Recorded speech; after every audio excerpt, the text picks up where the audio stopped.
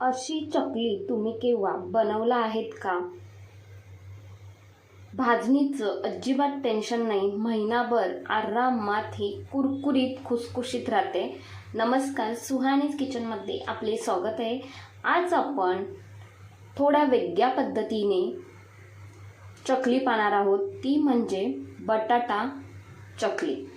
तर बटाटा वापरून ही चकली अतिशय सुंदर लागते. लहान मुलेच काय मोठे सुद्धा आवडीने खातील एवढी ही चवीला भन्नाट लागते आणि महिनाभर ही अजिबात नरम पडत नाही, कुरकुरीत खुसखुशीत राहते. लगेचच रेसिपीला सुरुवात करूया. तर इथे मी 2 बटाटे बॉईल करून घेतले आहेत. तर बटाटे गरम आहेत त्यामुळे हे थंड होऊ देऊयात. तर थंड झाल्यानंतर याची जी वरची साल आहे ती काढून घ्यायची. तर बाजूला ठेवले आणि लगेचच एका वाटीच्या मापाने आपल्याला 1 वाटी फक्त फुटाणा डाळ घ्यायची आहे. तर इथे मी फुटाणा डाळ घेतली आहे. तर फुटाणा डाळ मिक्सरच्या भांड्यामध्ये घालून घ्यायची आणि हे मिक्सरमधून बारीक दळून घ्यायचं आहे. याचे पीठ तयार करून घ्यायचं आहे. तर बारीक दळून घेतल्यानंतर एक प्लेट घेतली आणि त्यामध्ये चालणसुद्धा घालून घेतली, म्हणजे आपल्याला जे फुटाण्याचे जे पीठ आहे ते व्यवस्थित असे चालून घ्यायचे आहे. तर व्यवस्थित चालून घेतल्यानंतर यामध्ये आपल्याला त्याच वाटीने 2 वाटी तांदूळ पीठ घ्यायचे आहे. तर तांदूळ पीठ कोणते घ्यायचे? जे आपण भाकरीसाठी वापरतो तेच तांदूळ पीठ इथे वापरायचं आहे. आता यामध्ये काही जिन्नस घालायचे. तर पाव चम्मचभर हळद, 1 चम्मचभर तिखट आणि 1 मोठा चम्मचभर तीळ घालायचे. त्याने चकली खुसखुशीत तयार होते. त्यानंतर पाव चम्मचभर हिंग घालून घेतला. चवीनुसार मीठ घालून घ्यायचे आणि यामध्ये 3 चम्मचभर तेल घालून घ्यायचे. तर इथे तुम्ही म्हणाल तेल गरम करायचे की थंड घालायचे? तर इथे मी नॉर्मलच घातले आहे, म्हणजे थंड तेल घातले आहे. आणि हे सर्व बाजूला ठेवूयात. त्यानंतर मिक्सरच्या भांड्यामध्येच आपल्याला बटाटा घालून घ्यायचं आहे. तर बटाट्याचे इथे मी तुकडे करून घेतले आणि यामध्ये थोडेसे पाणी घालून हे मिक्सरमधून मस्त असे बारीक दळून घ्यायचे. बारीक दळून घेतल्यानंतर आता यामध्ये जी बटाट्याची जी आपण पेस्ट तयार करून घेतलेली ती पूर्ण यामध्ये घालून घ्यायची. तर या पिठांमध्ये ही बटाट्याची पेस्ट सर्व घालून घेते. घालून घेतल्यानंतर आता हातानेच हे व्यवस्थित एकजीव करून घ्यायचे. तर यामध्ये पाण्याचा अजिबात आधी वापर करायचा नाही. बटाट्याची पेस्ट आहे त्यामध्येच सर्व पीठ आहे ते व्यवस्थित असे मळून घ्यायचे आहे. सर्व पिठाला बटाट्याची पेस्ट आहे ती लावून घ्यायची अशा पद्धतीने. अगदी चोळून चोळून हे व्यवस्थित असे लावून घ्यायचे अशा पद्धतीने. त्यानंतर थोडे थोडे पाणी घालून व्यवस्थित हे कणिक आहे ते भिजवून घ्यायचे. तर अगदीच पाण्याचं प्रमाण कमीच ठेवायचे आहे. जास्तसुद्धा आपल्याला पीठ जे कणिक आहे ते सैल नाही ठेवायचं किंवा घट्टसुद्धा नाही ठेवायचं. जसे आपण चपातीसाठी कणिक मळतो तसेच आपल्याला हे कणिक मळून घ्यायचे आहे. तर हे कणिक आपल्याला भिजवून वगैरे काहीच ठेवायचे नाही, लगेचच आपल्याला याच्या चकल्या पाडून घ्यायच्या आहेत.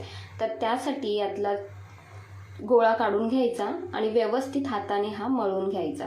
व्यवस्थित मळून घेतल्यानंतर सोऱ्यामध्ये घालून घ्यायचा. तर इथे मी चकलीची चकती लावून घेतली आहे आणि सोऱ्यामध्ये कणिक भरून घ्यायचे. कणिक भरताना अगदी दाबून भरायचे, म्हणजे चकली पाडताना अजिबात चकली मध्ये मध्ये तुटत नाही. त्यामुळे अशा पद्धतीने अगदी कणिक सोऱ्यामध्ये व्यवस्थित असे दाबून भरून घ्यायचे. सोऱ्याचे झाकण लावून घ्यायचे आणि लगेचच आपल्याला चकली तेलामध्ये सोडून घ्यायची आहे. तर त्यासाठी गॅसवरती तेलसुद्धा व्यवस्थित गरम करून घ्यायचे. गॅसचा फ्लेम मध्यम ठेवायचा. मध्यम आचेवरती तेल व्यवस्थित गरम करून घ्यायचे आहे. चकली तेलामध्ये सोडून घ्यायची. तर इथे मी अशा पद्धतीने चकली तेलामध्ये सोडून घेते, म्हणजे पटपट अशा ह्या चकल्या तयार होतात आणि जास्तीचा वेळसुद्धा लागत नाही. तर इथे 1 मिनिटभर नंतरच तेलामध्ये झारा सोडायचा आणि नंतर चकली पलटी करून घ्यायची. तर इथे तेलातले बुडबुडे कमी होत नाहीत तोपर्यंत आपल्याला चकली व्यवस्थित अलटून पलटून कुरकुरीत होईपर्यंत मस्त अशी तळून घ्यायची आहे. गॅसचा फ्लेम मध्यमच ठेवला आहे. मध्यम आचेवरतीच व्यवस्थित चकली तळून घ्यायची आहे. तर तुम्ही फास्ट ठेवलात गॅस तर लवकर अशी तळली जाईल आणि आतमधून नरम राहील ती, आणि नंतर तळल्यानंतर ती नरम पडली जाईल. आणि तसेच मंद ठेवलात तर चकली आपली अजिबात कुरकुरीत होत नाही, खुसखुशीत होत नाही. त्यामुळे गॅसचा फ्लेम मध्यमच ठेवायचा आहे. आता इथे पाहताय तुम्ही तेलातले बुडबुडेसुद्धा कमी झालेले आहेत. तर लगेचच चकली इथे मी काढून घेते. तर अशाच पद्धतीने बाकीच्या चकल्यासुद्धा इथे मी करून घेतल्यात आणि त्यासोबत इथे मी कढीपत्तासुद्धा थोडाफार तळून घेतला आहे, म्हणजे चकली दिसायला खूप मस्त आणि सुंदर दिसते. तर अजिबात यात तेलकट चकल्या होत नाही. तुम्ही एकदा बनवल्यानंतर तुम्ही मला कमेंट्समध्ये नक्कीच कळवा. आणि मी इथून असं सांगणार त्यापेक्षा तुम्ही स्वतःहून बनवाल ना, तेव्हाच तुम्हाला समजेल की खरंच या चकल्या किती सुंदर आणि खुसखुशीत कुरकुरीत तयार होतात. तर इथे पाहताय तुम्ही माझ्या हाताला अजिबात इथे तेल लागत नाही आहे. मस्त अशी कुरकुरीत खुसखुशीत चकली तयार झालेली आहे. आणि चवीला म्हणाल तर एक नंबर बरं का.